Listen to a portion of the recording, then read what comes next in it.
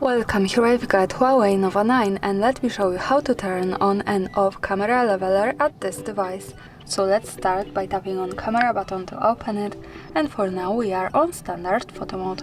From here let's go to right corner button to open camera settings, and here we have to slide a little bit down to general category. Now at the second position we have horizontal level option, so by using the button from the right we can easily turn on and turn off our leveler. Now let me keep it turned on.